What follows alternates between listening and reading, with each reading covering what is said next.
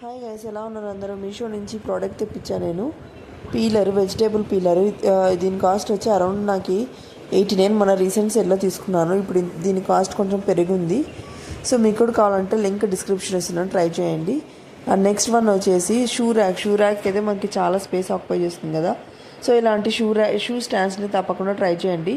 నేనైతే చాలా ఇంప్రెస్ అయ్యాయి ఈ స్టాండ్స్. ఇది ఒక్కొక్కటి ఒక 100 రూపీస్ అలా పడుతుంది. సో మన బల్క్లో ఆర్డర్ చేసుకుంటే మనకు తక్కువ పడుతుందని ఆఫర్ చూపిస్తున్నాడు మీషోలో.